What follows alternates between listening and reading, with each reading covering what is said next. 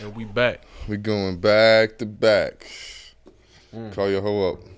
We're going back to back, man. Shout out to Drizzy Drake, man. We are back once again. It's the Wash Guys. We are washed, never washed up. I am Draft. Washed up. Sean-Luc Picard. Yeah. Shout out No Limit Exposure Shout behind out the lens. Yeah. No Limit Exposure behind the lens. On the camera. We're doing our thing once again, man. Shout out to all the Wash Guys and Goddesses. Thank you for the listens, the likes and the subscribations. And all the things in between. Subscribations. Yeah. Subscriptions and libations. Yeah. So, yeah, man. It's been a long week, but we are back once again. I guess I'll get into the countries like I usually do around this time. Y'all doing all right? I'm maintaining. Yeah, all right. It's a quiet pod. Not complaining. We're gonna get into these countries. So, as I usually started out with the United States, the United Kingdom, Australia, Canada, Iceland, Ireland, Germany, Australia, Shout out Proper 12. India, Brazil, Norway, Finland, beignets. Costa Rica, Puerto Rico, Romania, Australia, Ecuador, New Zealand, Denmark, Netherlands, Sweden, Singapore, Slovakia, Belgium, Italy, Qatar. We got a new country, fellas. Hong Kong? Turkey, Hong Kong. No, I skipped over it. I just saw it. I think I said it, and I didn't really. Brazil. Isn't Brazil new? It's not? All right. Maybe no, we don't. All right, well, sorry. Yep. All right, anyway. Yeah, so we are Washed, Never Washed Up. Episode 52. Shout out to Ray Lewis, man. And shout out to all the people that have died from stab wounds and CTE related injuries. Yeah. Ray Lewis came down here and fucked the city up, man. Super Bowl weekend, what was that, 2000? Yeah, 2000. It's been a trying time for Bloody Atlanta, man. Coats. That whole team is kind of cursed. I think Jamal Lewis got into some bullshit too. Yeah, who was the other cat? Yeah, all Ravens players around that time. That class has got a storied past. Used to be clubs in Buckhead till Ray Lewis came through and fucked it up, man. Yeah, R.I.P. Cream. Yeah.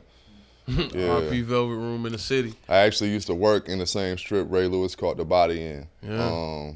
It's now like the Peachtree Walk or some shit they call Millionaires it. Row. Yeah, some that shit shit like is. that. Yeah, but now it's all shops and shit, but it used to be clubs. And yeah, so shout out to Ray Lewis, man, in the bloody mink coat that he killed an innocent guy in. And so, yeah, we are back once again. We are Washed, Never Washed Up. Yep. How was your week? My week was actually really good. I got a lot of shit done.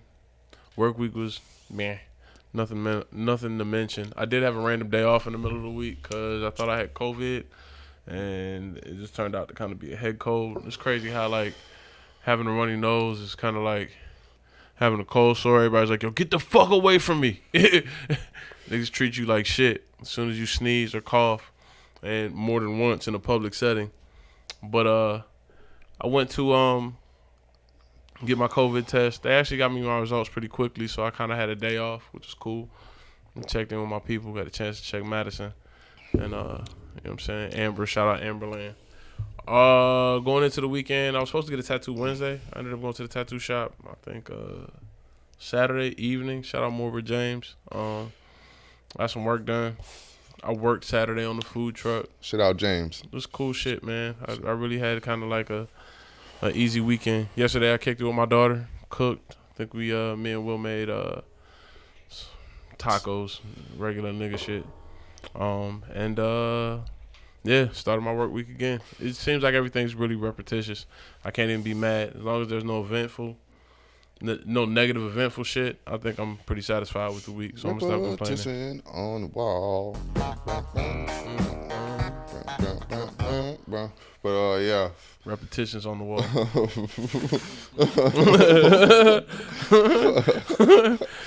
Very repetitious. Writings on the wall. Yeah, My week was my week. It was super week. 7 days. 7 days. I don't really have much to say about my week.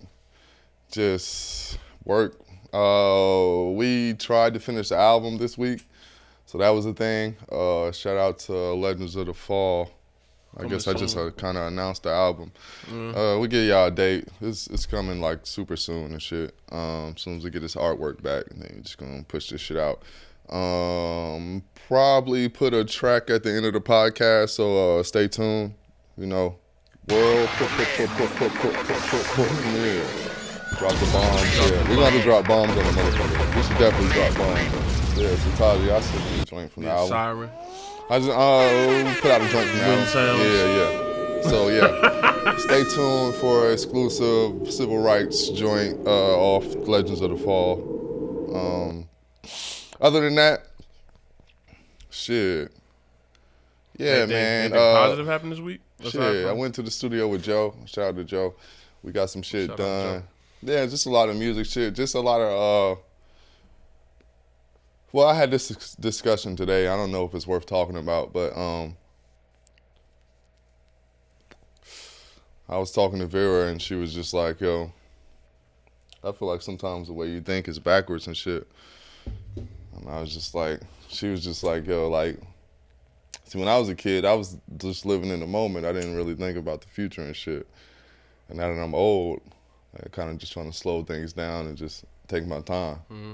It's like, that's literally like the opposite way of how I ever lived life. When I was a kid, like I was more thinking about my future. I was like, man, I don't know, what am I gonna be when I get old and shit, bro? Like this shit, it felt like time crisis. It's like, oh shit, nigga, I'm gonna be 12, then I'm gonna be 16, and then I'm gonna be not shit. Yeah. Hello. But you figure out where you fall in a certain demographic based on the checkpoint you at in life. Yeah, so now that I'm old, it's like, now I'm looking at that shit like, nigga, I ain't got a lot of time. Your life is so fragile and shit. Like, Same. You know, my segue into your wash moment. Yeah, but I was listening to Chris Ryan today, also too. Shout out to Tangentially Thinking, and Speaking. Oh, speaking. Yeah. Well, I was tangentially thinking. Shut the fuck up. My wash moment. What did I say? But he was just like, kind of just reaffirmed what I was just saying. He just kind of went on a whole tangent about like when you're old, like this your best time to just do some ridiculous shit. Yeah. Like, because it's like, you'll die soon. And you don't have anybody to answer to. Yeah. You know, maybe the Roger Yard episode. Yeah. That was a good really episode. Yeah, I listened to it today. And I guess because I had been single for so long, man, it's just like I never really, you know, I still think about life as just me and shit. Like I'm very like self-aware in like my life and like, you know, my health and everyone else's health around me, and you know, so it's just been my week. I was like, he said something very interesting. He was just like, they said like the key to happiness is creativity. And just started making me reassess like what I do for work. It's like, you know, sometimes I feel like I need to take a year off and just find a way to be creative in work, or find a way to like be happy at work. Because I think sometimes we get so caught up in like trying to survive, we never think like the next level of shit. Like, what if I just really had a passion for the shit I was doing? Like, not to say that like the people I know don't have like a certain type of passion, but I know that their greater passion is usually something else. So it's hard to have a passion about what you do for somebody else, unless your passion is doing things for other people. Yeah. And it's interesting you say it the way you did, because I kind of came to the same conclusion just based off the fact that I feel like I'm kind of groomed to work for it in other people's favor, and it's discouraging because you never get taught how to break yourself out of that unless you have like an epiphany, and some people never get that, so they end up doing things that don't necessarily reward them emotionally, and I feel like that's a big thing, especially if you got creative shit. I've told my coworkers before, like, I can only care about the stuff that happens here so much because I got something else to care about immediately after, and I've noticed that especially nowadays. If you care about something, you put a lot of work into it. It forces everybody else to kind of respect it too, and they notice it on the opposite end of the spectrum too. If you say you do something, then you don't necessarily put forth the effort or reap the sorts of benefits that they feel are substantial for somebody who really cares about their shit. They won't necessarily respect you as whatever you say you are, whether it be artist, accountant, fucking janitor. Yeah, whatever the case is. I think also it's like, for me personally, I think having a hobby or having outlets where I get to express myself at 100%, like, no filter and just being able to be myself in a creative space, I think that adds to like confidence in the way I get to move through life. Like it gives me like sort of more of a backbone, knowing that I have this other place where I know people fuck with me to a certain extent. Like I know I've gotten acclaim from music. I know I've gotten some acclaim for podcasting, like to a certain extent. So whether you fuck with me in this work setting, I know I have that other place where I know I'm accepted. Like, it's kind of like the Cheers shit in work. It's like I know I got a place where everybody knows my name, and what I'm saying? So I mean, this today actually. So yeah, I don't know what that summed up to anything, but that's just my week, man. A lot of reflecting and shit, and work. Yeah. So yeah, I guess we can get into our wash moments. Let's just use that as my wash moment. Just like I think my wash moment is just like it's the ongoing process of trying to make my passions my work. I think that's what a lot of young kids. When the more I talk to younger people, it's like I kind of envy them to a certain aspect, and then maybe it's just a certain type of young person I talk to. But I feel like they're more set on making their passions their life than we were. Like they kind of have a certain idea of what life should be, more than what we had. Like when I was coming up, like I thought, all right, I knew at a certain point I was gonna have to get a job and like fend for myself and figure shit out, regardless of what passion that I wanted to fucking lend my talents to. But now I feel like when I talk to young kids, it's like, yeah, nigga, I'm gonna rap. I'm gonna be this, and that's it. I'm gonna do Uber or some other shit in between, but I'm not doing shit else until I'm doing what the fuck I want to do. I think there's a quote that I say often. I don't know who said it because I don't. Once I read it, it becomes mine. But it's wisdom envies youth, and it made sense once I got old. Like you never realized like those niggas who yell at you about like your jump shot or projects that you got coming out, depending on what field they're in and how it relates to what they see in you. Like they talk to you a certain kind of way, and you almost feel pressed. I remember one of my OGs, like probably I was maybe like 11 or 12. I was pretty decent at basketball, I thought, and I remember him like playing me one-on-one, and I was doing like Steph Curry shit. Like I was just shooting from the logo, but I wasn't hitting. But you know what I'm saying? Like it was out my range. He was just like, nigga, stop bullshitting, bro. I remember him like kind of talking to me like, bro, you need to take this shit serious. I'm just like, nigga, it's just basketball, right. Bro. You know what I'm saying? Like I wasn't looking at it like, because he might have looked at it like, man, if I would have focused when I was 12, like I would have been on some shit. Like that's probably what he was trying to nail into me, but I was just too young to see it. I was like, nah, I'm nice. I'm nice as I should be, but obviously, the era of youth is like thinking you have all the time in the world. Even back then, I remember. I mean, I was working on patented shots and shit. I feel like that's what a lot of young kids wasn't doing around me. I was trying to figure out patented shots and shit. You wasn't doing that shit as a young kid because I was thinking like long term. I still didn't have the wide enough view to really understand what was going on. But as you said, man, yeah. I guess wisdom envies the youth. So I kind of wish I would have focused more on like certain things, but in my old age, it's like, yeah, taking every moment a little bit, like knowing that, hey man, this might be your only opportunity to do this shit. So you better enjoy it. You better like squeeze every fucking like drop you can get out of anything you do. Yeah, but you gotta go through a series of failures to figure out what it is, number one, you're good at, and eventually that you give enough of a fuck about in order to fail at it repeatedly. Yeah. I think the idea that form follows function, the one thing that I try to do is apply like something I know I'm familiar with and enjoy to the things that I probably don't but have to do anyway. Also, I'm starting to lean into all the shit that people told me I should do when I was a kid. Yeah. I remember people told me I should, like, you know, do certain shit, like speak and shit like that, and I'm just like, oh, fuck, I look like doing shit like that. But here we are. But so just leaning in. I remember people told me I should, like, write and shit. So, like, I even, like, entertained the idea of, like, trying to write a book in some aspect. But all old nigga shit, man. So all that is a wash moment. Yeah, went on a whole long tangent, but yeah, all that stuff.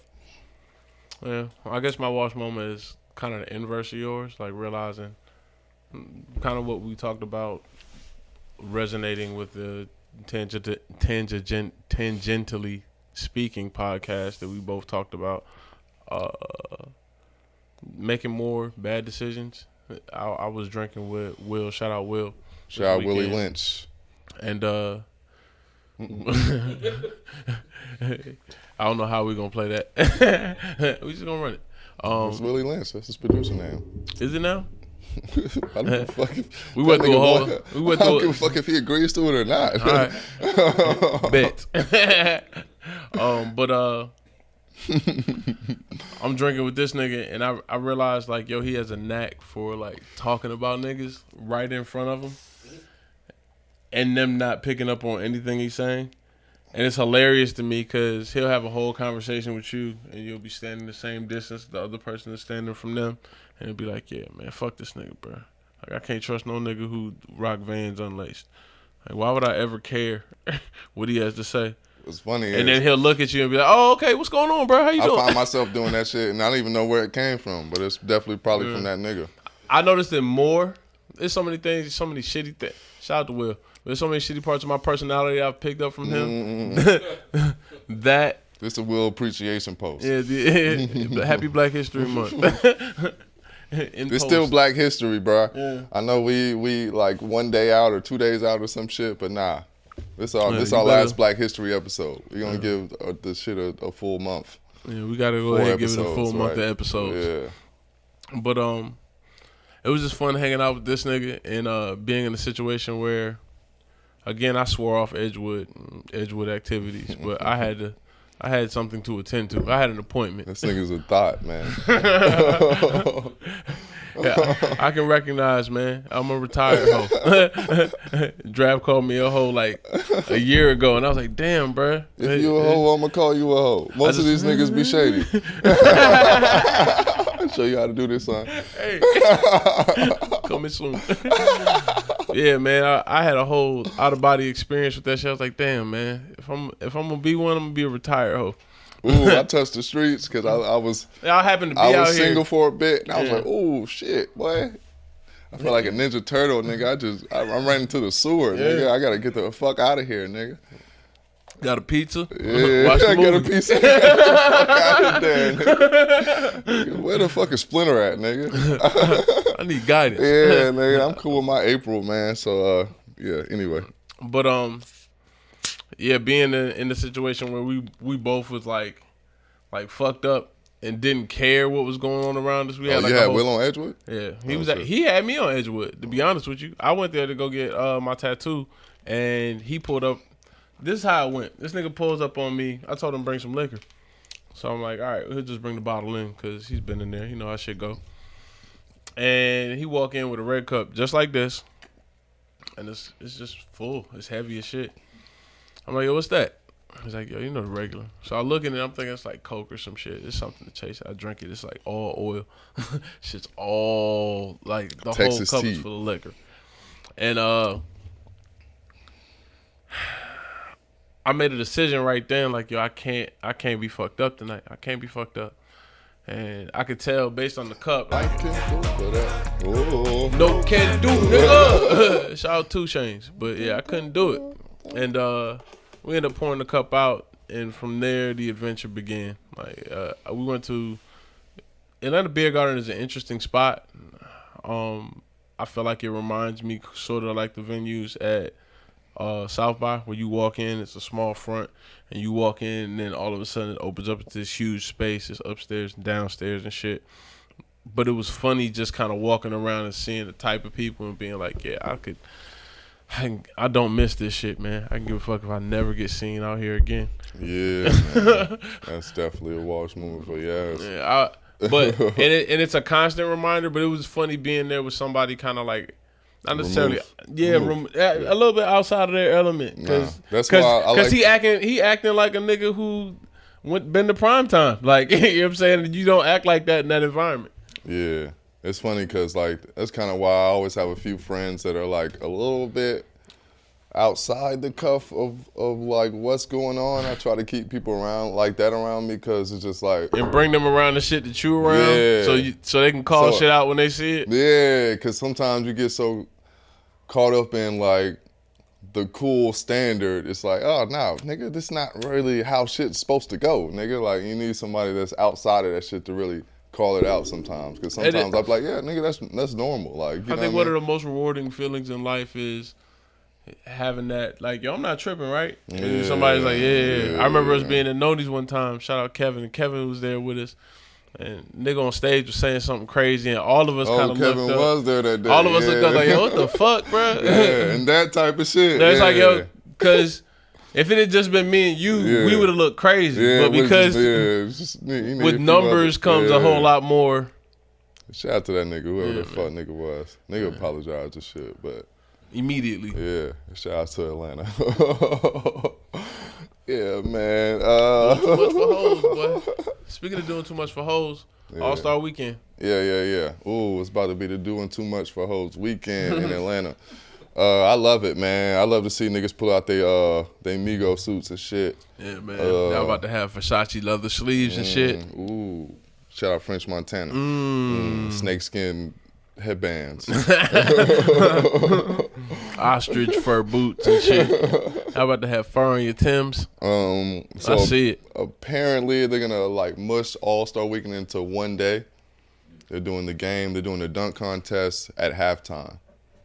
I think it's gonna be actually interesting, man. I'm interested. I'm not mad at it. Yeah. Like, you cramming all this shit together makes it easier for me to watch. Yeah. Cause I wasn't, All-Star Weekend kind of died for me already. Like, I actually hate the new concept they've been doing with the pick your team shit. I like East and West. Like, I grew up in a different era. Another Walsh moment. Ta-da! But a nigga finna say some Walsh shit when he started off with different era. Yeah. I miss, like, you know what I'm saying, like that forced camaraderie with when you see like certain players that play in the West all the time that kind of hate each other. And you got to see them forced to play on a team, doing all the cool moves, like that little shit. Like, I just saw clips with Kobe and LeBron when they played on the USA basketball team. It was just beautiful just seeing that type of shit, even though that's not the same thing. But, just certain players teamed up that you usually don't get to see. I mean, I guess it's the same thing, but I don't want to see them pick it. I want it to be forced. Right. I want to see you niggas really try to get the... Shout out to Ben Simmons. Shout out to Joel Embiid. My two All-Stars, man. I'm a Sixers fan. Yeah, I forgot, man. How you feel about this season for y'all? We looking great, man. We're number one in the East right now. So, what can I say? What more can I say? One of us got to get the championship. Yeah, man. We're looking great, man. Shout out Doc Rivers. Yeah, man. Yeah, All-Star Weekend's going to be interesting. They're still throwing parties. Yeah. Shout out DJ Knox. I see he's doing a party with Jadakiss and Lil C's. Lil C's, nigga. Where do y'all find that nigga at? Brooklyn. What rehab did you pull this motherfucker out of? Now, shout out Lil C's. He was probably in rehab for something crazy, like an eating disorder or some shit. What's crazy is last time I seen that nigga, he was doing fitness videos. Eating disorder. This nigga bulimic. Shout out those C's though. Yeah, Tory Lanez is gonna be at Tory Lames. Tory Lames. Tory Flames, nigga. Oh, Tory Flames. This nigga, top of this nigga head looked like Brillo pad. So apparently this nigga's bald again, huh? Yeah, he stopped taking the shots. Or he was stressed and all that shit. I said that shit in an earlier podcast. This is the first thing I ever seen be bald and have braids in the same year, nigga. I'm like, that shit is incredible. This nigga wore and don't trust them niggas that wear do-rags incessantly. Like, you see a nigga wearing do-rags egregiously, you just go ahead and assume that nigga's got some hair problems. Yeah, that nigga got HGH underneath that cap. He got HGH. The opposite, nigga. Nah, that's what make the hair grow, bruh. No. He needed then. I'm saying I think the do-rag is like them type of niggas. I think LeBron wear do-rag, like a certain type of do-rag at night. I feel like they got one of those energized do-rags that like they put chemicals in that shit and you wear it at night and it like does some shit to your scalp. Like a chia pet. Yeah, exactly. Yeah, I got you. Yeah, I think it was a Big Crit that mentioned on the interview. He was like, "Yeah, stop wearing the do-rag because that shit fuck up your hair, bro. Yeah, it cuts out circulation in your forehead and your hair stop growing. And you see all these niggas who hoop. You know what I mean? I'm sure LeBron was of that era where you hoop with your do-rag on. I mean, I still wear my do-rag. It's just how you wear it. Yeah, it's gotta be how you wear it. Yeah, because you gonna fuck up all these creases. Can't be right doing here. too tight. Yeah, them corners. If you we had wake up with an outline too much, you wore it too tight. This really should have been my wash moment. We're at the crib and it's like me, Hayes, and Will, and everybody's doing like the ball spot check. Like nigga, like, let me see, bro. Where you at? Some niggas done already copped out and just already shaved all their shit off. Shit. Yeah, that shit it gets scary on the other side. But anyways, God damn, I'm gonna enjoy these braids. So I got them. Hey man, as long as your parents don't lose their hair, like my parents got a full head of hair, both of them.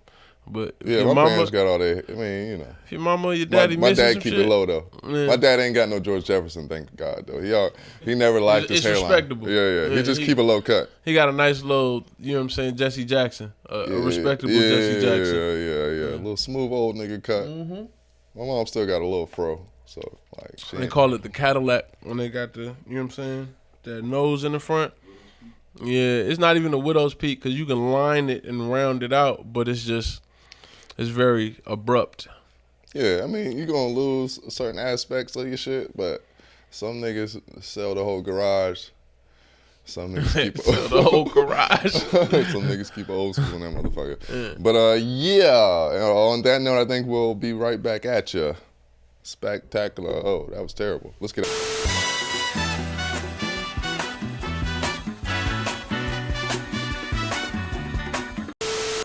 Dream chasers.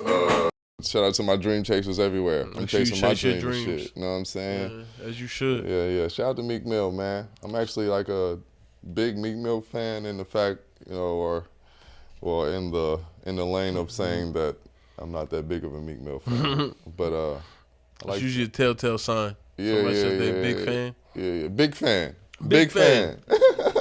Love them. Consider them family. But nah. Shout out to Meek Mill. Apparently Meek Mill got a little spicy in the raps over the last few weeks.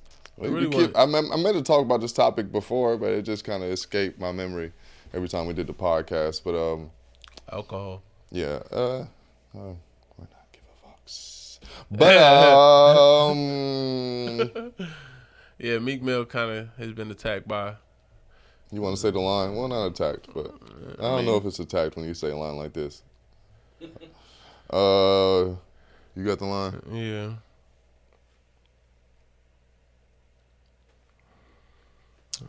Basically said,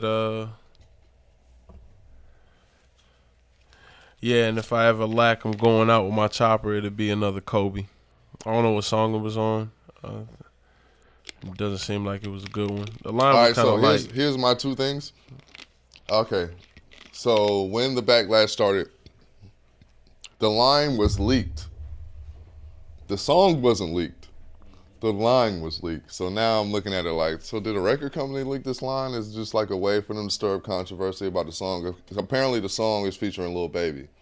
So I'm like, well, it might be money into this song. I'm sure Meek Mill has some type of project coming up soon. So, and if Lil Baby's on it, that's probably a single, most likely. They want as many eyes on it as possible. Yeah, it could be politics. And the piece that I heard was like, it didn't sound like a turn up song. So I was like, well, it's definitely probably a single. If they got Lil Baby on some inspirational type song and shit, it's like that's his lane, lady. Yeah, they shooting for the moon with this motherfucker because you know they could easily do a little club jam with Meek Mill and Lil Baby, but if they doing inspirational Lil Baby and shit, they trying to go pop with this motherfucker. You know what I mean? I just found out that Lil Baby was the highest selling rap artist of last year too. So shout out Lil Baby, shout out to Atlanta. Yeah, big shout out Atlanta. Yeah, when I saw the whole backlash from this shit, it's just like, first of all, I was like, let me see what it is. And when I read the line and heard the line, yeah, I felt like it was pretty offensive. Same thing when what's the comedian that was cracking jokes about Kobe? Ari Shaffir. Oh yeah, Ari Shaffir, when he was doing all the Kobe shit. I was just like, I mean, you can do it, and I got his. It's just low hanging fruit. Yeah, it's like that's why I said like it ain't even necessarily that. Like I like Meek Mill, but that bar is kind of light. It's not a memorable. It wouldn't be the most standout bar of that song. I guarantee it. So you taking all this risk and standing in front of all these arrows just so you can kind of drop an average bar. And somebody in the studio should have told you, like, yeah, and that's another thing. Who you got around you? It's like, yo, that's the one. Yeah, or letting that kind of shit slide, or just like, yo, I don't.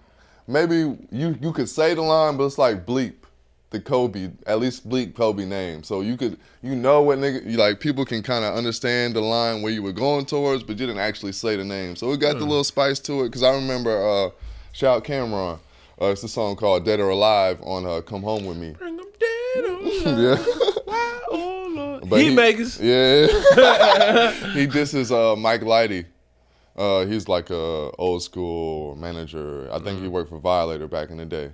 But he's like say a little. I can't even say the line before it because he said the F word. Little F. Dude like Mike Lighty try to get someone to pop my chain. Reverse the situation, pop this chain. You know what I'm saying? Treat that show money, Mike, like it's Coke money, all right? So you better have it. Consequences will be a casket. You know what I'm saying? But it was bleeped out. He just said, he said his line, but you had to do your research to know who the fuck he was talking about. So, like... Dipset historians, man. You already know. We back once again, baby. But, yeah, so I think that's, if you're going to do like a risky line like that in this day and age, you got to know what as like the Wash moment I said surgical before. with this shit. Yeah. This is for dudes that really know how to do this shit, man. And Meek Mill not even a punchline nigga. I heard Joe Budden say that shit, and he was right. Like, I never really looked to Meek Mill for punchlines. Like, that's not really his lane. I think he's more cadence up and north Young Thug. Yeah, and more passion. Like I like oodles and noodles, babies and shit like that when he rapping about the hood. Like I look for that type of shit, like just street mentality. Yeah, shit that's no more. slight. Yeah. You just know that there are certain types of lanes where you can only do certain type of shit. Like I wouldn't even say there are better rappers who would probably not take them same type of risks, and probably speaks to the reason they like better rappers. Like I remember. Shout out Tax Tone. I've been going a deep dive on a lot of his shit, but I see the way he was critical of artists, Meek Mill being one, and I think it made them be better. Like there was definitely, and he took artists from nothing to something in a few instances. Designer, Casanova, Nolo Rose, all of which you don't really hear from now. But yeah, that being said, you know what I'm saying? Free tax.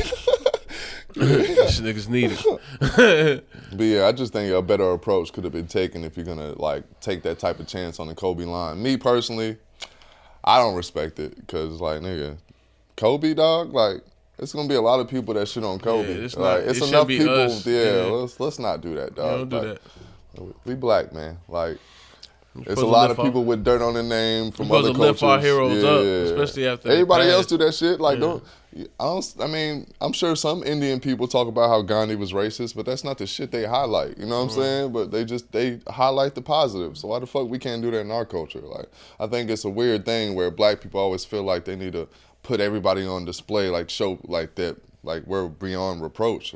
It's mob mentality. Like, you just think about it from the perspective of like, yo, I'm glad it's not me. Yeah, just pile on. Yeah, it's easy to throw another nigga under the bus. That way, it just like it's like the smoke bomb shit. It's like, nigga, look over there, shit, nigga, so I can get away. Like, get him. Nah. You know what I mean? So, and I also feel like Meek just too old to drop a line like that. Yeah, you got too many people around you. This shit. I know you in your 30s, bro. Yeah, like, they should look at you differently. Let's not do shock value bars. I think that shit's kind of dead in rap right now. Like tasteless. When you do a dope bar, like, to me, a shock value bar now is like 1985, A Travel with a Cocaine Circus. Like, to me, that was a dope line. It was timely.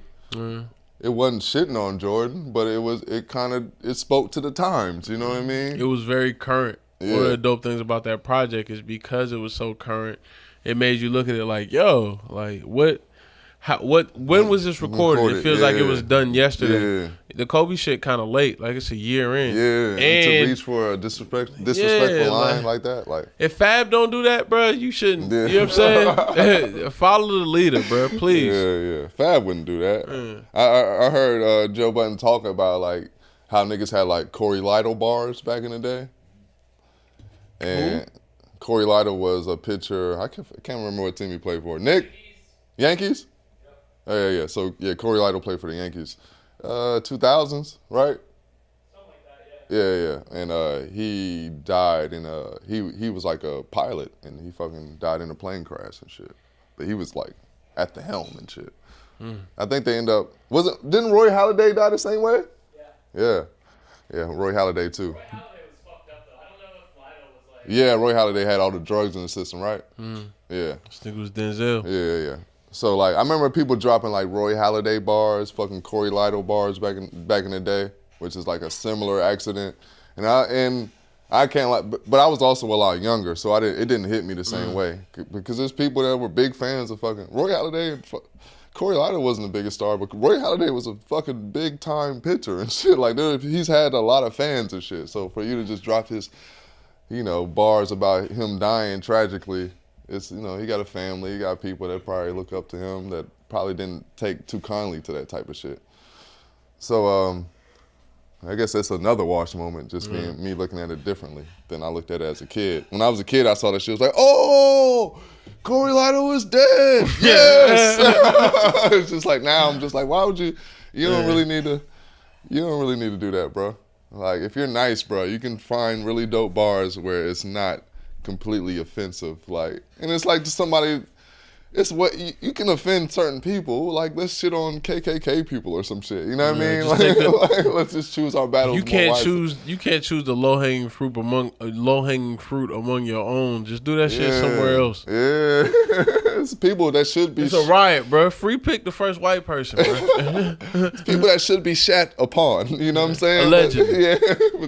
I don't know if Kobe was like the dude that we should do it to, like, especially at this point, like, especially as black people, you know what I mean? There's black people we should shit on. But come on, man. Kobe, he can't even defend himself. Shit on Steve Harvey or somebody I don't fuck with, you know what I mean? Like, shit on Stephen A. Smith. Yeah. Any That's nigga yours? shit on with a noble nigga fro. Anybody with a noble nigga fro, get him the fuck out of the Apparently Steve Harvey shit was a hairpiece. This shit was sponsored by New Era. He had a New Era afro. Nigga had a New Era wig. A New Era box. But yeah, man, Meek Mill, man, keep it tight, brother.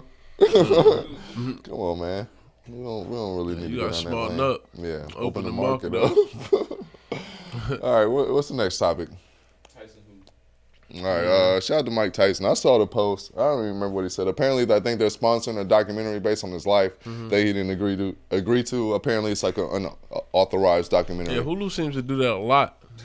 They're just on the forefront of like doing some random documentary. The Fire Fest, the joint. I'm sure Tekashi didn't approve that shit. He probably just didn't fight it. What? You didn't approve that? You're right. I take that back. Bleep that. He's like, I'm not gonna be in it, but I'll definitely approve it. I'll give y'all all the footage y'all need. I definitely think he approved it. That's like, wild. That's wild. He need all the checks he can get. So that's wild. We're in such a state where it's like, yo, even the damning shit is the type of stuff that people promote. But I also felt like when I watched the documentary, it wasn't that damning. That's just me personally. I gave it one watch. I was looking for the one that I think it's on Stars, I believe. The new one that's getting ready to come out? Yeah, it's already out, apparently. Really? Yeah, I heard I keep dropping Joe Budden's name, but apparently Joe Budden and them is in it talking. They was like, motherfucker, I didn't agree to this shit. I sent a cease and desist immediately when I was like, on the podcast, they got podcast clips? Yeah. They're gonna have us in that bitch. But yeah. I saw Mike Tyson do the post. He like called for a boycott against Hulu.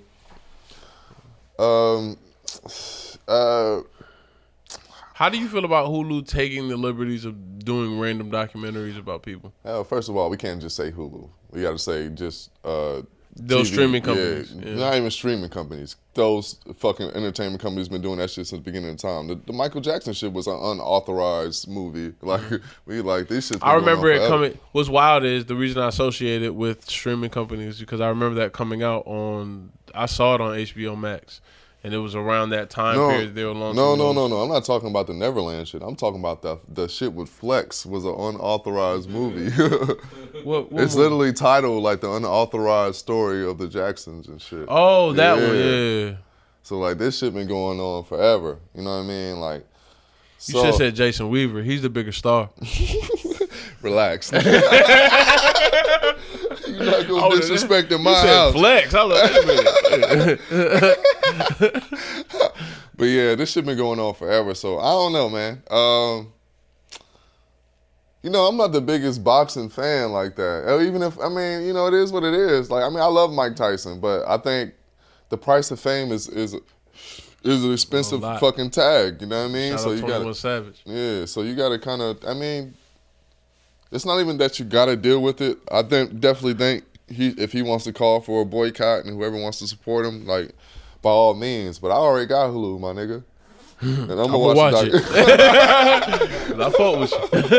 And I fuck with you, bro. But yeah, it's weird how streaming companies. Because I think that we didn't talk about this in the result. I don't think, but the Dave Chappelle plea for people to stop watching his show on Netflix until he gets paid, and they pulled it, worked out an arrangement. Apparently, it's back on streaming networks. And the mixed opinions that people get or gave about him. I even heard Neil Brennan say, like, talking about Dave Chappelle shit. He's like, I mean, I thought it was cool, but like when he literally said when I'm talking to regular people, I'm like, why do you care about this shit, man? Yeah. Like you don't actually care about me getting paid. You care about Dave Chappelle getting paid because you feel like he's your buddy and shit. Yeah, he's the everyman. Yeah, because in actuality, when he says I'm not getting paid, that means the whole staff isn't getting paid. It's not just it's just Dave Chappelle. Yeah, so. I don't know. You know, like I think boxing, you know, I don't have the biggest connection with Mike Tyson. You know, not that I don't respect him. I love Mike Tyson. Yeah, it's really comedy establishes a different connection with the artist. It's really a public plea for like how much do you fuck with me? Like boycotting Hulu is gonna mean that all his real fans, people who really fuck with him, aren't gonna necessarily take the opportunity to see something that's unauthorized, and especially the things that it endorses, because who knows what type of content they're gonna put out. I wonder who does the Mike Tyson mysteries, because I know it's on Hulu. I think Mike Tyson was involved with that because he did the voice of himself. Yeah, because I wonder if like, I mean, does he have prior business dealings with Hulu? It might have been a bad deal. Yeah, it might have been because the deal might have been through Cartoon Network. And he was just like, whatever, it's a cartoon, bro. Yeah. And he never had to deal with Hulu directly. Right. Yeah. But with Mike Tyson, he's got so many. I feel like he's such an endearing character. Like he's got so many qualities that I feel like redeem him from his past. His whatever camp he's with, his PR people probably had to do that because who knows what they're gonna talk about. And Mike Tyson low-key up right now. He got a lot of business ventures that are going. That whole League of Legends is his shit. And they got events coming up with everybody from, I think, was it Jake Paul? Yeah, so much shit I'm not gonna watch. Yeah. I'm gonna watch that shit because I like boxing. I'd watch it, and I think other people will too. And they know that they won't if some damning information resurfaces about his past. Shout out to Mayweather too. Apparently he's fighting the other Paul brother, I believe. Yeah, Logan Paul. Is it official? Yeah. I believe he's doing it in Japan. I could look up the details, but I'm already not interested. Yeah, but yeah, I'm man. I'm watch it. Shout out to Mike Tyson, man. I stand with you, bro. Like, do what you gotta do. But I won't watch the shit, man. I've seen your life story. I probably won't watch it, but at the same time, bro, like I'm not canceling my Hulu, bro. Just relax, dog. Like, chill, bro. You was also on TV talking about you gonna eat niggas' children, dog. So like, I love Mike Tyson, but at the same time, a nigga gotta deal with his mistakes. You gotta understand that you're also gonna be a target because of all the shit you did in the past. Like highs and lows, baby. It's just peaks and valleys. It's a fucked up game, dog. But you gave him a lot of rope to hang you with, bro. Like now that you're an adult, and I feel like Mike Tyson is actually one of the boxers where you can hear it speak and he sounds fluid. Like a lot of these boxers don't sound as fluid as Mike Tyson, but at the same time, I'm sorry that you became more fluid in your older age and you don't want to deal with your past. You know, not to even say that everything is going to be in the Hulu documentary is fact, because I don't believe that. I'm sure it's going to be a lot of bullshit in it. But at the same time, the fact that they have so much to pull from. An idea. Nobody want to see a Steve Harvey documentary. We don't give a fuck about that nigga life. Because that nigga ain't give enough rope. You know what I mean? You giving niggas enough rope, then now we can like start throwing in all type of like seasonings on that shit. Like, nigga, you know what? Let's put oregano in this mac and cheese. Now you got parsley on everything. Yeah. But yeah. What's the next topic? Deion Sanders. Oh, So shout out to Stephen A. Smith. Apparently, he publicly criticized Deion Sanders when some items of his personal belongings went missing after a Jackson State game. And I think this was his inaugural game as head coach. shout out Deion Sanders. I didn't even know he was a head coach of a football team, so that's beautiful, man. I always think about this shit, man, with all the sports teams. It's like, how the fuck we don't have 1 million black coaches? Like, at least I think Deion Sanders, he really like did some bossed up shit, because I think a lot of these players, they're so like caught up in wanting to coach fucking Florida State, fucking, you know, the big colleges that they skip over these. Well, I think HBCUs, it's like they would love to have you though. Yeah. Like, it'll probably improve their chances as far as it's like being scoring drafted. big recruits. Yeah. Yeah. But anyway. Yeah, but I think it's interesting how black people publicly criticize each other on how they talk about things that affect them personally. This is light, but it also made me think of the bigger conversation about like when people who focus on sports or people who are sportscasters focus on everything but sports. Like, your opinion really don't matter, and why does it? Like, I remember hearing my brother say this shit, and he ruined like Sports Center and all those type shows for me. Even though I still watch them, I watch those shits really just for the highlights. I mean, I like to hear opinions.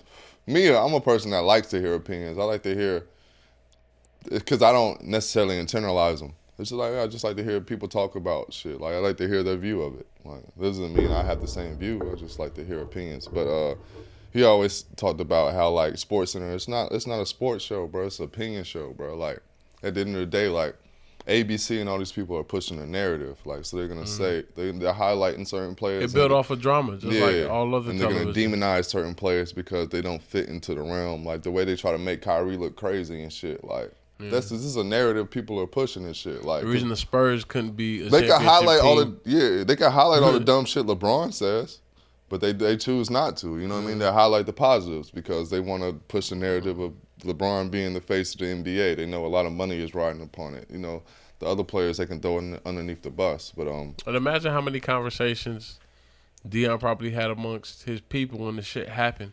Like, I don't think he got as far as he has, especially in a sport like football, without having some common sense. Like, yeah, he know the game. Yeah. So for anybody who's not in his shoes to critique how you feel about some personal shit, I feel like was just kind of, you know what I mean? You doing too much, dog. Relax. Yeah, and for Stephen A. Smith to speak about how what black people should ever do, like at the end of the day, it's like, my nigga, you got a lot of shit that, you know, black people as a whole have criticized in the past. So I don't know if you're the dude. Let's not make it personal, man. Because what are we going to talk about? Like, all they're going to talk about is your personal life, and that's really all you got. And I mean, we say that, having a podcast with opinions, but, you know what I mean? The platform in which you criticize people who are already doing something outside of the norm, like, that goes against my apologies to T.I. and Killer Mike, man. I should have on y'all, and maybe I shouldn't have. I don't agree with like none of the shit y'all doing, but whatever. Shake hands and be friends. I ain't say shit. I don't think I said anything in those episodes. I know the T.I. shit was really like, eh. And the Wakanda shit wasn't the greatest take, but it is what it is. You know what I mean? Solidarity and shit. We got your point, man. Maybe you was trying to resonate with Comic-Con fans, I guess. It's whatever, man. R.I.P. Chadwick Boseman. But yeah, man. I feel like Basically, Stephen A. Smith was saying he shouldn't talk about the robbery and shit. And it's just like, yo, I don't know, man. Like, what do you think, Taji? Dun, dun, dun. Would you have spoken on it? No? Yeah. being black sometimes keeping shit we have a dual understanding. I'm sorry. Like, I have an understanding of, like, yeah, we keep shit in the house. Like, yeah, it's family business. Yeah. And for you to kind of jump on that story just because you're the black guy, I feel like it was probably somebody else, probably white, telling you, like, you should just comment on it because the Stephen A. Smith part was him saying, like, this should have never got to the media. And I mean, he does have a point with that. But for you to comment on it, because he could have, but he wouldn't have been able to comment on it if it wouldn't got to him. You're not giving him anything that's gonna help him in the situation. He may have put it out to the media so that way the people who actually took it just brought it back. You know what I mean? Because I'm Deion Sanders, and it'll go beyond this. Like, when we find out who you are, that'll go to the media too. Like, that's why I say I don't think Deion Sanders has gotten as far as he has as a football player for being dumb. I think he probably had reasons for it. But because of that, you should let somebody other than the. Shout out Deion Sanders. He does a lot of shit for the community, man. Yeah. I used to work at a place, and Deion Sanders did like a sponsorship for kids, and he was giving out all this football equipment. It was dope, man. I got to meet Deion Sanders. He was cool as fuck. Nigga, had a little short convo with me and shit. And he seemed like a cool nigga, man. He got that weird pinky that he never got fixed. It's like a broken pinky, and shit pokes out to the side. Shit crazy, cause like if you meet people like that, and it's like,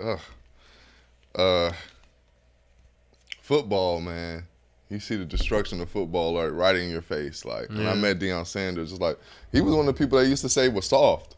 Like, cause he used to do like ankle tackles and shit like that. Shit, I learned the ankle tackle from Deion Sanders. Shoestring. They used to call it a shoestring tackle.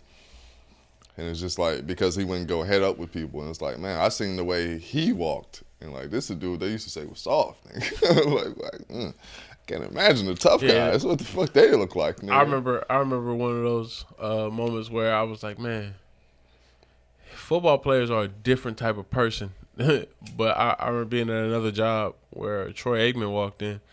And Troy Aikman bigger than me. Troy Aikman is like big motherfucker, he's bro. huge, like bro. 6'5", Troy Aikman like huge. 6'6", like 3. Being a Buffalo Bills fan, I'm looking at him like they told me he was coming in because they tell you when high profile people are coming in how to. You know what I mean? Just make sure. Like Cam Newton, that nigga was a giant, nigga. I'm huge. I'm 6 foot 6'1", nigga, and I'm looking at that nigga like, yo, this motherfucker is a beast. And being a Buffalo Bills fan, I'm like, man, you ruined my childhood. Like, I'm coming face to face with the devil. And I seen him, and I was like, yo, he might have earned them Super Bowls. Like, this motherfucker's big as shit. But yeah, man, shout out Deion Sanders. I don't think we came to any type of conclusion on that topic, but we're going to move on anyway. Fuck Stephen A. Smith, respectfully. What else we got? The Woodster. I don't even know. Putting the pecker in all the things. I've never seen a Woody Allen movie. I've never seen a Woody Allen movie. Woodpecker. Name of the episode. Woody Wood. W-O-U-L-D. Woody Woodpecker? Oh, that's crazy. Oh, shit. I don't even know where we go from here, bro. That's enough. Apparently, it's the documentary. Shout out documentaries that do expos. I watched the first episode of Allen vs. Pharaoh on HBO Max.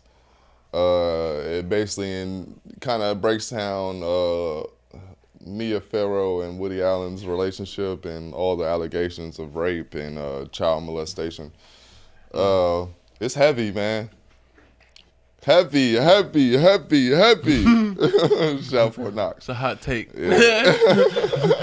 That's not the space in which that phrase. It might look like. But it's heavy though.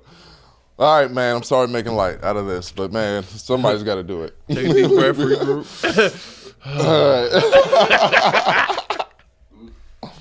All right. We're back once again. So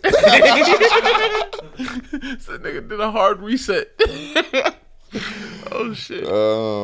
Yeah, I don't really think. I don't think this is one side of the story. I don't think we got all the details. Since then, I've heard other people come out. I think it was the actual wife talk about Mia Farrow being really, really abusive and treating children really inhumanely, and a lot of it was described by other siblings as kind of like a war of attrition between the both of them. Yeah, and like even just looking at like basically like I don't want to give away too much from the documentary, but they were talking about just basically Mia Farrow adopted a shit ton of kids, and they all had like various disabilities. So like I was looking at that shit. First of all, like this motherfucker has like 8-10 kids already. And they all have disabilities. Like, who the fuck is taking care of all these motherfuckers? And it was a point where I think Woody Allen expressed, I don't want children. Like, he was telling kids wild shit. Like, yeah, I'm not gonna give it away, but he said he didn't want children. Mm-hmm. And then imagine somebody just not even you going through the experience of having the child, but they just pop up one day. It's like, yeah, it's another one. Nah, yeah, and that's the thing. Like, when they were talking, like, they kind of, I don't want to give it away, but yeah, man. So everybody just watch that shit. I think you can pull a lot of shit from it. Hollywood is a very interesting place, man. I started to think about like the type of shit that people just get away with when they have money. Like, it's just ridiculous. Like the type of shit where people are just like, I mean, he's rich. That's how you get it. That's his thing. Like shout out Morgan Freeman, man. I think he married his granddaughter or some shit like that. Step granddaughter. Yeah, but whatever the case is, man, it's some risky business. Shout out Roman Polanski. Yeah. Say Tom Cruise. Yeah, I was like, who's in risky business? Tom Cruise, right? Yeah. Directed. No, I'm playing. Yeah, man. And on that note, we'll be right back.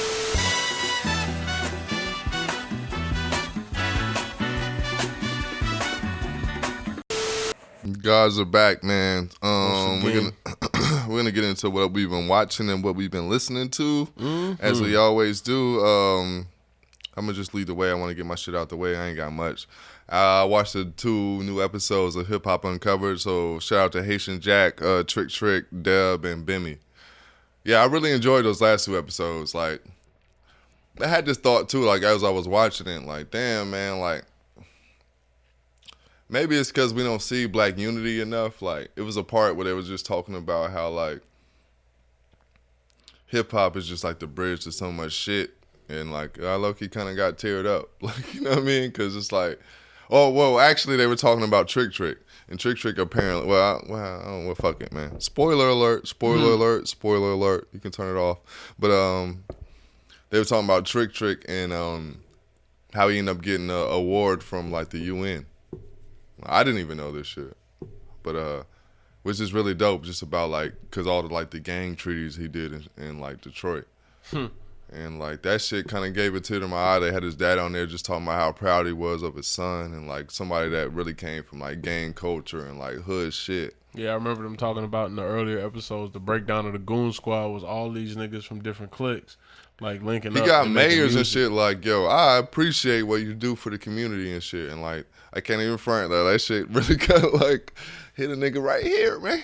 Like maybe because we don't get to see that shit enough, man. I thought about that too, like because it's so rare. We really get to see like, oh shit. Hell yeah. Tom and Jerry. Brutal Civil War. That's Tom and Jerry. You know. Spoiler alert.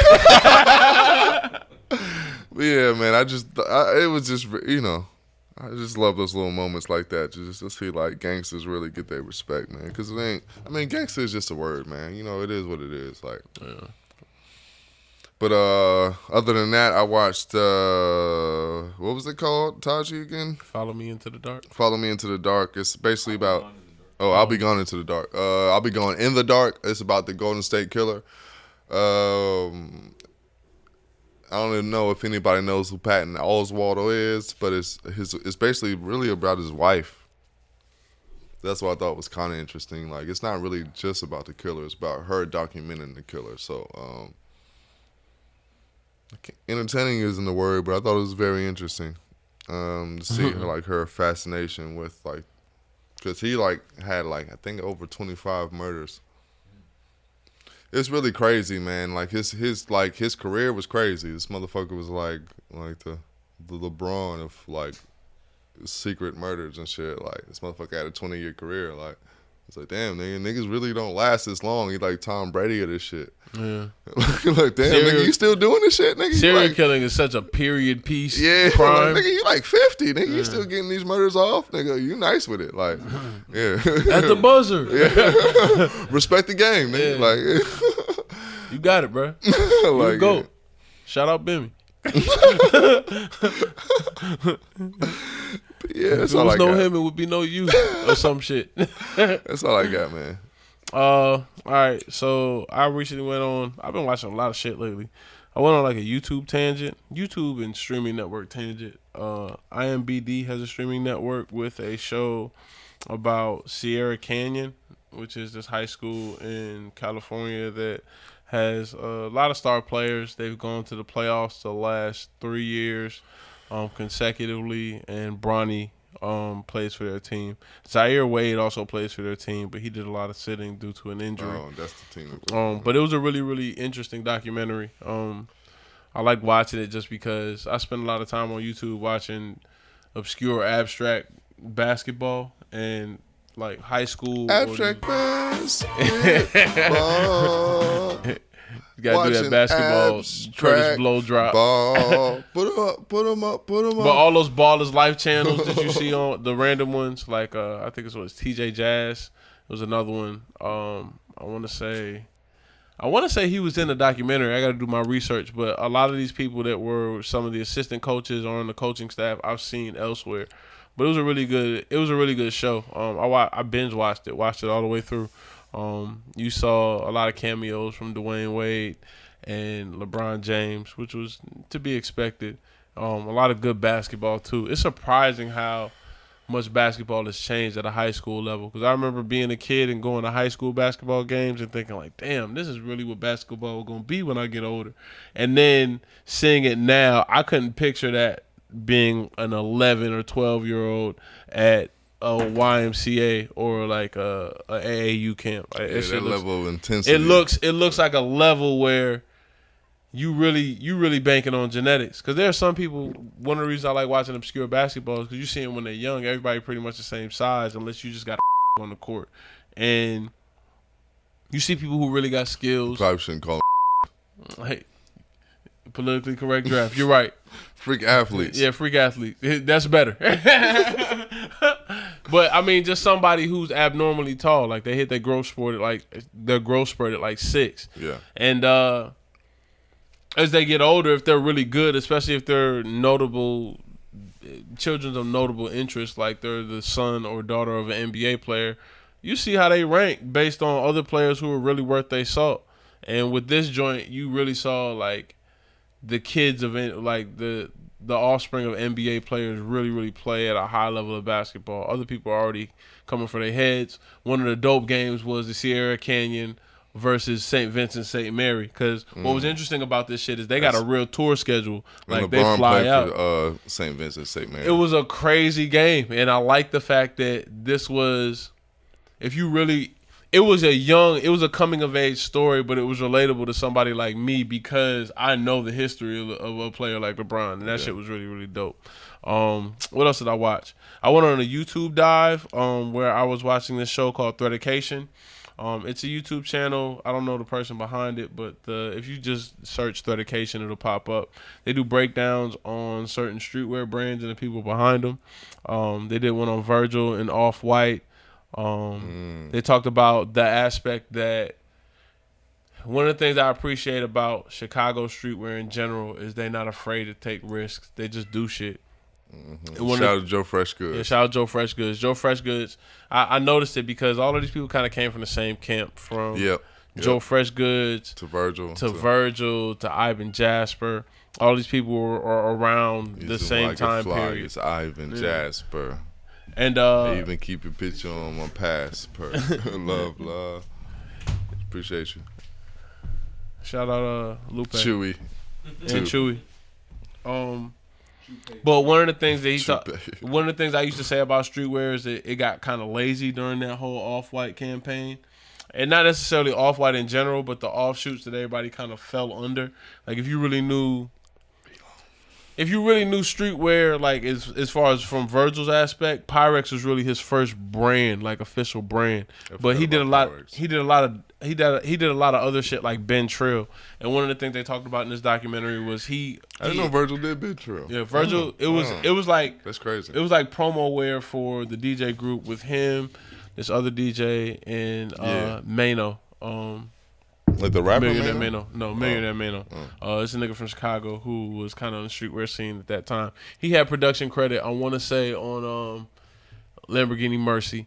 But yeah, that's crazy. But it was a really deep dive into all the brands that they did, or all the things that they did within a spectrum, and to see him go from that to Louis Vuitton based off pretty much just doing teas and interesting ideas. Like one of the things that they talked about that I didn't even realize, because I knew Marc Jacobs did it, but he's really one of the first black designers to do a male and women's line within a high-end fashion boutique at the same time, because it's really, really hard to do that, and especially when you're using original prints and cuts. You're not following, like Louis Vuitton, I think it's easy for him to do because he's following kind of a model.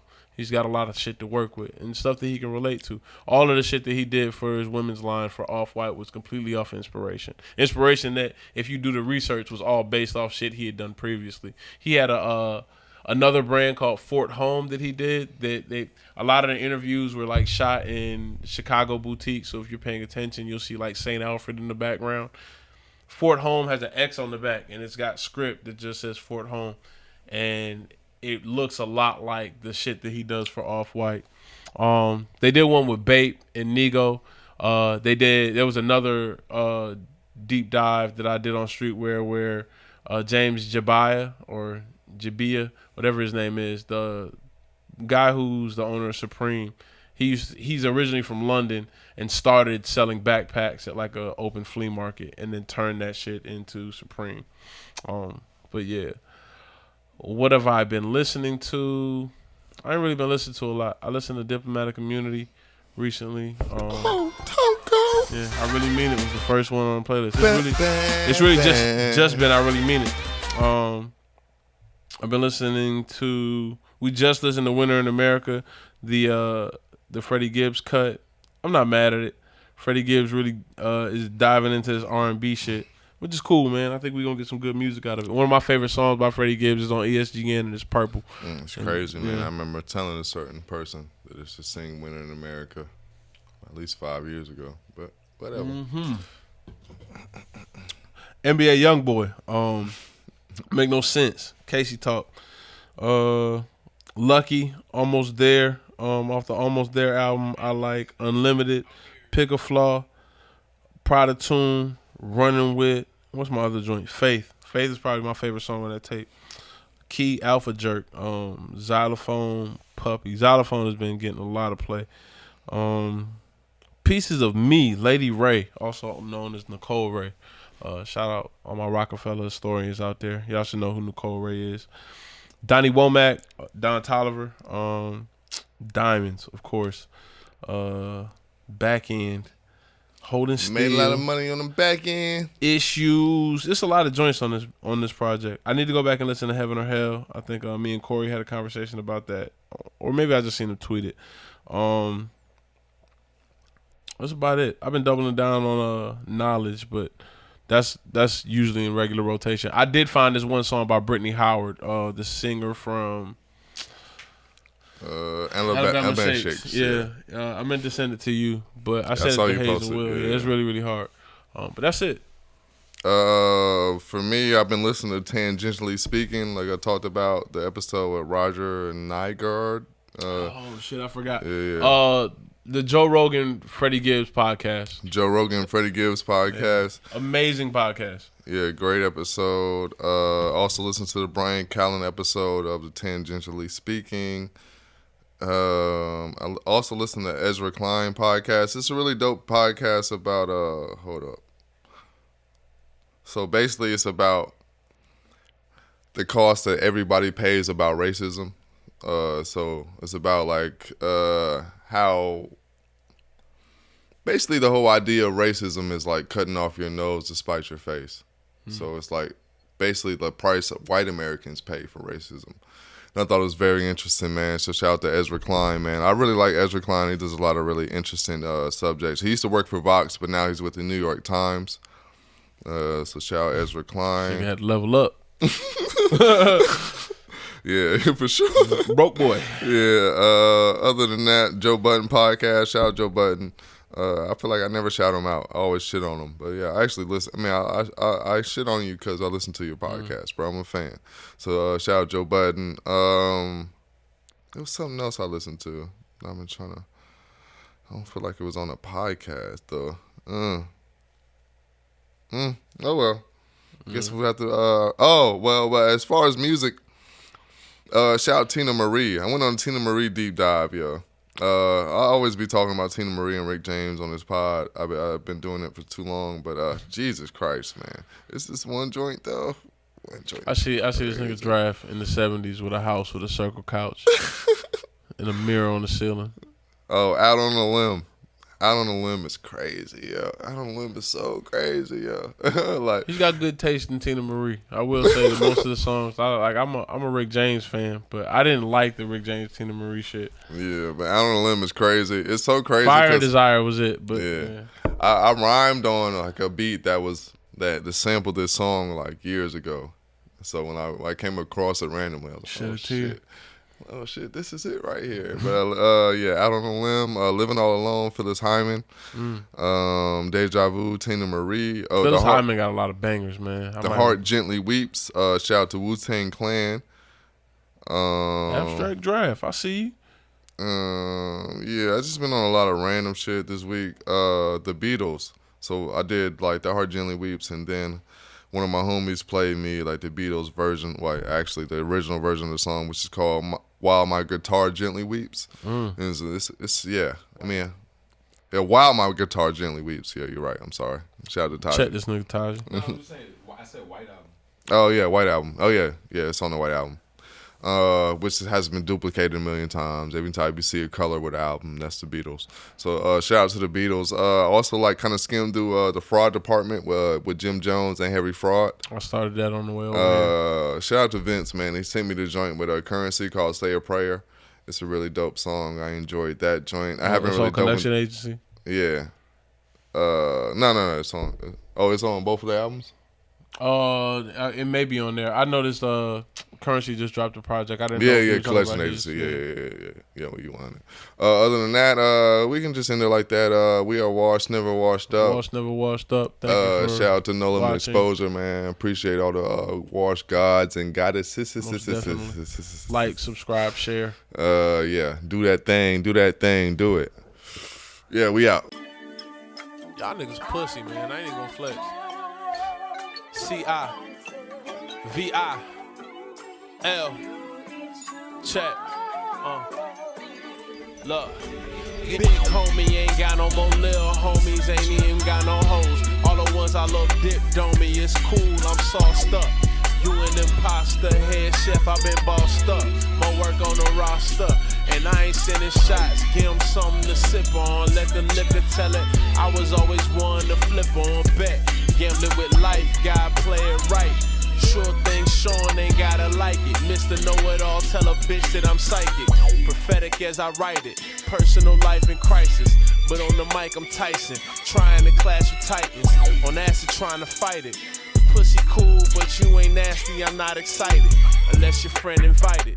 Simple, hey. Heavenly Father, I hope you listening. I know I said it, be the last one as I sin again. Pray the police don't take me out, and I don't know dinner shit, but finish him. How you cut a short extended sentences, there's kids in there. There's pain outside, no fear right here. My granny died and I couldn't even drop a tear, like no for real. I was trying to stop the hurt with perky pills. Groupie hoe, just stick around, wait for a deal. I jab and move, I'm in the field. OMF is spinning still. Never fold, I stood on 10 when niggas told. Moving slow, we touch a road. Too hot, Pluto never froze. I took it where you never drove. Fly as hell, look where I flown. Hey, we'll just kill the king and take the throne. Yeah. Hey, honey, now I'm home. You know I'm still killing, most my niggas still dealing. Just millennials tryna touch us, some real millions can't touch me.